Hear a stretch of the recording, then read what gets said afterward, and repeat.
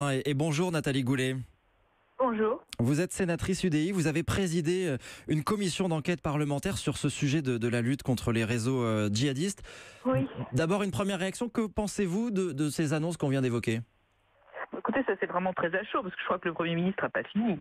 Je salue a priori une approche globale. Donc ça me semble déjà une bonne idée. Les deux premiers plans n'ont pas été des succès, c'est le moins qu'on puisse dire. Je laisserai de côté, si vous voulez bien, le problème de la prison qui a préexisté à Daesh.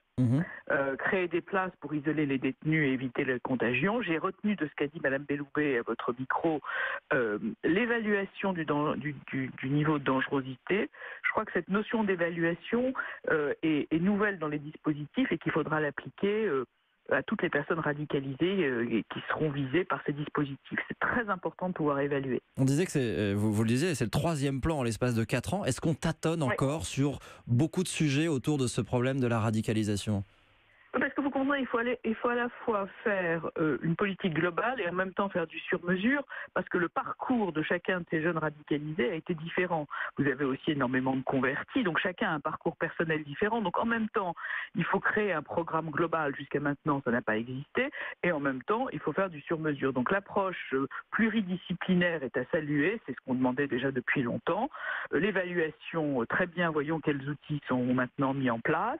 Et puis ensuite, j'ai vu qu'il y avait d'autres mesures, notamment pour contrôler un peu les écoles hors contrat. C'est ce que voulait la sénatrice UDI Françoise Gatel, qui a fait adopter au Sénat cette semaine même une proposition de loi dans ce sens, donc c'est très bien.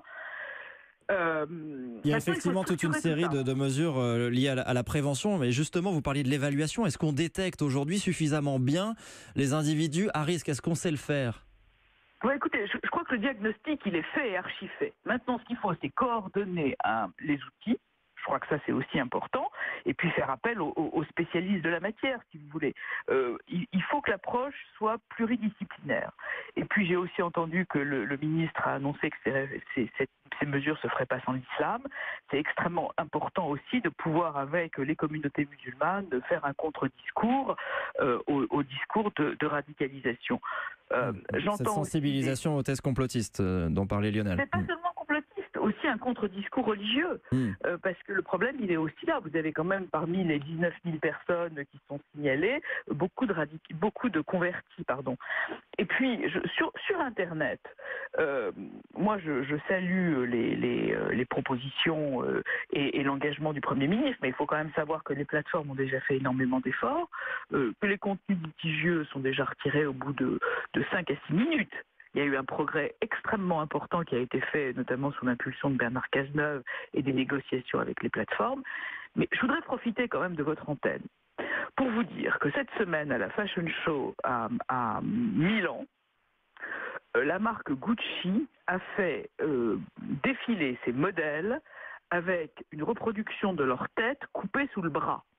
Donc d'un côté, vous allez lutter contre les images violentes et de l'autre côté, vous trouvez qu'un mannequin qui défile avec sa tête sous le bras dans un défilé de mode est une chose formidable. Donc si vous voulez, ce type d'image-là, je crois qu'il faut les sanctionner très lourdement parce que ça impacte complètement l'imaginaire et au-delà des gens qui vont regarder. Donc voilà pour ce coup de gueule. Merci Nathalie Goulet d'avoir été en direct avec nous. Je rappelle que vous êtes sénatrice UDI, que vous avez présidé une commission d'enquête parlementaire sur le sujet de la lutte contre les réseaux djihadistes.